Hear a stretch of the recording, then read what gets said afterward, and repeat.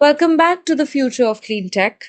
On this episode, we delve into the intricacies of porosity.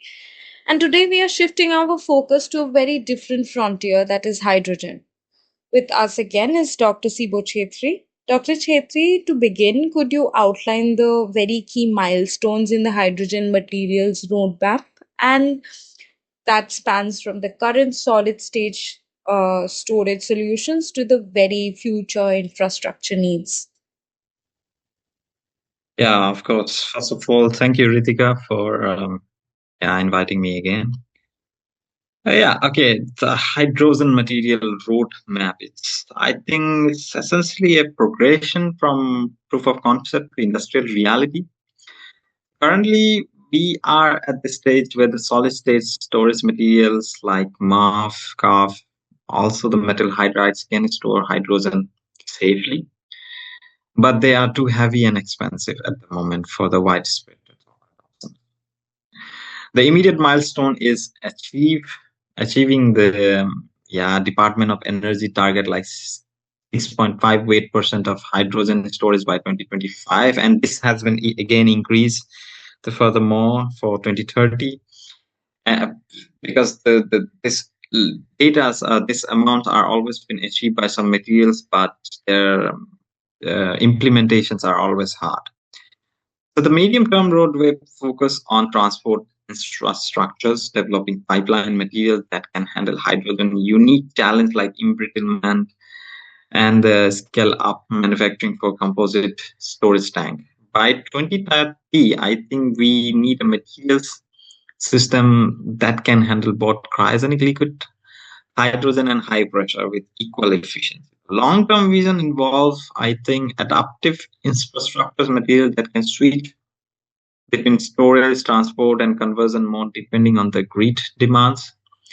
Think of the hydrogen infrastructure as a dynamic network and not static storage where the material themselves become intelligent component.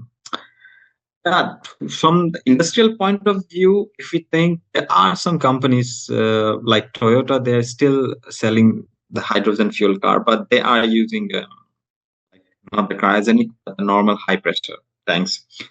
And the problem also comes in the infrastructures where not many different fueling stations they are not well equipped with the hydrogen. Only few can have it. Like in Germany, you can have it, but like having this technology in India or some other part, this really needs some more time and work and effort and infrastructures really to come into it. Yeah. Right.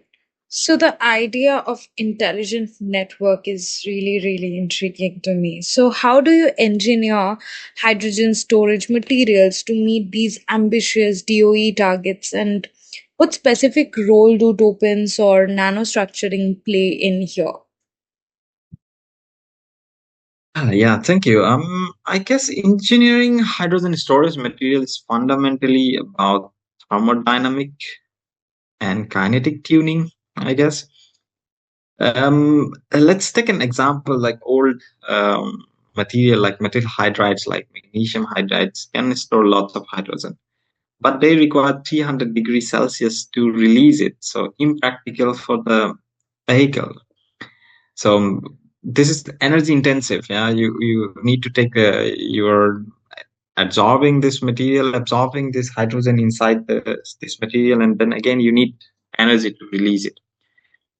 So like many researchers have tried like dopant like titania or vanadium to create this active site that can lower this temperature to around 150, or like nanostructuring in is equally critical. When we reduce the particle size like below 10 nanometer, we drastically seen in some paper increase in surface to volume ratio and create a short diffusion pathway for hydrogen. But there are catch. Nanoparticles tend to agglomerate, losing their advantage. So also many papers have shown, or in many works have developed, where the carbon scaffold that maintain a nanoparticles dispersion even after hundreds of absorption and desorption cycles. Like a complex hydride like aluminium borohydride often have higher capacity but suffer from poor reversibility, where dopants like titania to create a reversible pathway through controlling side reaction remain challenging. And that's why I think this conventional hydrides were replaced by MOF materials where we don't have the problems of you don't need really high energies to release it. It's just a physics option where it can be takes place, or like a very special materials that we talk about in the last podcast about bond and contractions of this can material can also be used, because if you think it's taking high amount of hydrogen at high temperature, high pressure, but it's releasing higher amount whatever it have absorbed in the low pressure, which is a game changer. I think the key insight is that we are not just storing hydrogens, we are engineering entire thermodynamics and the kinetic landscape that favor both uptake and release under the practical conditions. Yeah. Right, that's indeed a very great way to put it. Now, turning to transport, can you delve into the nuances of alloy design for hydrogen transport and how computational modeling helps predict hydrogen behavior in these systems? Okay. I mean, when we talk about hydrogen embrittlement, it's indicious. It doesn't cause immediate failure, but gradually weaken material through atomic scale mechanism. So, like steel resists embrittlement because their face center cubic structures have fewer trapping sites for hydrogen atom compared to body center cubic type steel. Are like we are talking about the crystallographic systems of this material. Like in many DFT calculation have been also shown a revolutionary understanding on this, and like many uh, can have the map of hydrogen diffusion pathway and predict the trapping energies and at different effect sites. For pipeline steels, we have identified that the grain boundaries and the carbide precipitates are the main culprit for the hydrogen accumulation. However, like this new design, like new material, like alloy design now follow the computational guidelines, and through which it can be add the elements like nickel, magnesium that create a competing trap site with lower binding energies. So essentially, giving the hydrogen easier escape route.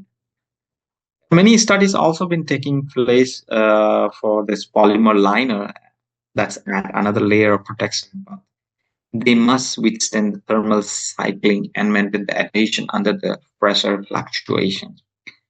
So there are many studies like practical as well as experimentals and theoretical. So computational models have also evolved to include the realistic loading conditions, not just the statistic hydrogen exposure, but dynamic pressure cycling that mimics the real pipes operations. And this has revealed that the fatigue crack propagations is accelerated by hydrogen in a way we hadn't previously understood.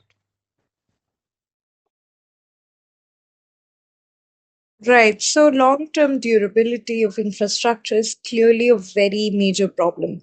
So, what are the challenges in scaling up materials like carbon fiber reinforcement composites for hydrogen infrastructure? And how do life cycle assessments influence your recommendations? The carbon fiber composite offer excellent strength to weight ratio for hydrogen tank, but scaling up reveal the manufacturing bottleneck. The resin system must cure uniformly in a large tank while maintaining the fiber alignment. So this is always a problem. And process variations also creates like a weak point that become failure initiation sites under the hydrogen high pressure conditions. Um, there have been some development automated fiber placement system with a real-time quality monitoring, but the economics are challenging. So the carbon fiber costs haven't decreased as rapidly as predicted, and the energy-intensive manufacturing process create a substantial carbon footprint. So the lifestyle life cycle assessment have fundamentally shifted our recommendation, while the carbon composite excel in use phase performance, and their production energy and end of the life cycle challenges make them questionable for widespread. So we are now investigating, like many of the researchers are been investigating on bio-based fiber alternatives that developing recycle process that recover both fiber and matrix material. The LCA also revealed that the tank replacement cycle dominated the total system, and this has put us, or many researchers, or many who are working on this topic, toward the damage tolerant design that can handle impact and the fatigue loading while maintaining hydrogen compatibility throughout the extended service lives. Right. So life cycle assessment adds a very crucial layer to the complexity of the design process. So, how do advanced characterization tools help map out phase transformations in storage materials under faulty conditions? And what approaches are you taking to address permeation barriers in transport infrastructure? C2 neutron diffractions is a very invaluable for studying hydrogen storage material under the fault conditions because the neutron interact strongly with this hydrogen. So, but most of the time, when we have to study this kind of studies, most of these hydrogens are being replaced by deuteriums, and they gives us a really important, very quick to the point information, allowing us to track the both structural changes and the hydrogen distribution simultaneously. Um, and during the rapid decompression, a major fault scenario we observed was the metastable hydride phase in many literatures, and that phase that form transiently and cause the material degradation. Many researchers have also mapped out phase diagram under the non-equilibrium conditions that revealed hidden failure mechanism. For instance, some like a hydride material can form intermediate phase during this rapid cycling that have different volumes and creating the internal stress that leads to particles fracturings. And for permeation barrier, we use complementary approaches like electrochemical permeation, testing quantities, hydrogen flux through the materials, while the ion beam analysis also revealed the hydrogen concentration profiles. And the key insight is that permeation isn't uniform. It occurs preferentially through the grain boundaries and the difference. So based on that, many researchers have developing multi-layer barrier system inspired by the semiconductor technology, alternating layer of ceramics and metal that create a tortuous diffusion pathway. And each layer serves a specific function. And the ceramics provides low permeability while the metal layer accommodates thermal expansion mismatch. And that's how many are trying to develop this process. Yeah. That indeed sounds like a very layered approach to a very, very complex problem. So, in your view, how should material engineer prioritize recyclability in hydrogen systems? And are there any breakthroughs such as liquid organic hydrogen carriers or LOHCS that could disrupt traditional infrastructure? Yeah, so recyclability must be designed from the beginning, not retrofitting from the back. For hydrogen infrastructure, this means avoiding irreversible bonding system and choosing material compatible with existing recycling stream. Like, for example, steel pipeline are inherently recyclable, but the composite tanks require a design for deassembling.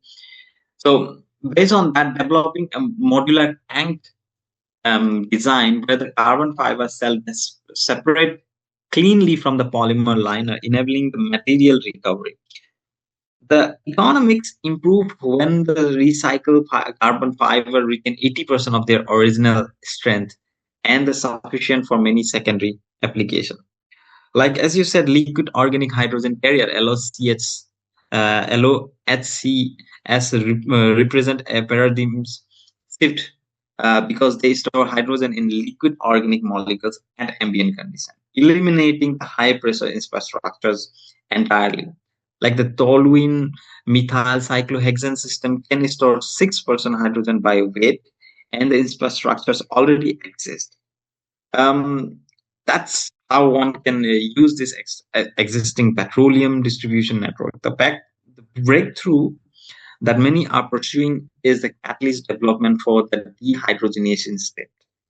And the current platinum catalysts are too expensive and deactivate over the time, and many are developing a single atom catalyst for carbon supports so a promising activity and stability.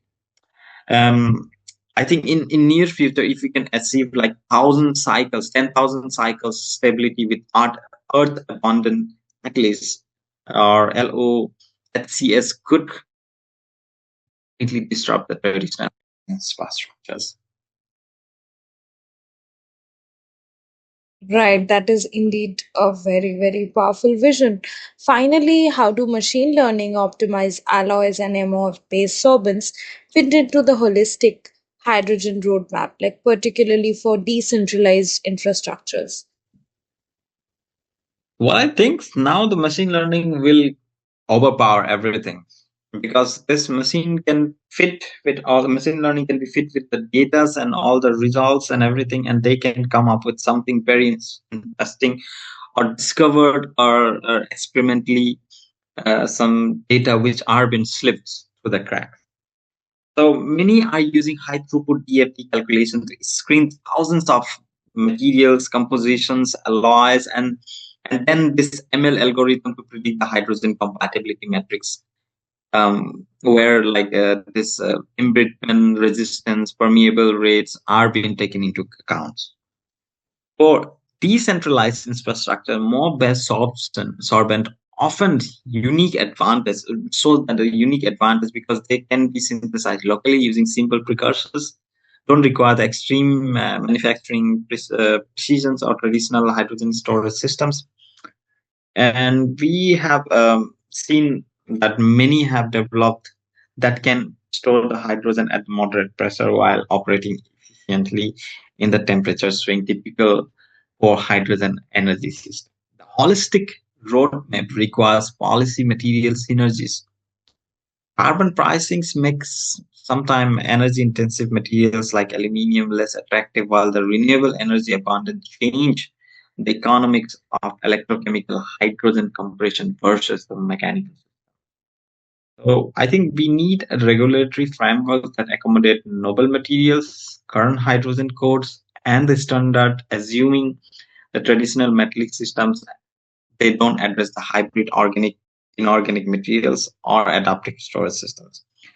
And the technical development must proceed in parallel with the regulatory evolution to avoid implementation bottleneck. Thank you. That brings us to the end of the podcast. Thank you, listeners, for joining in. Thank you, Dr. Chetry, for joining us. Bye. Yeah, thank you. Bye bye.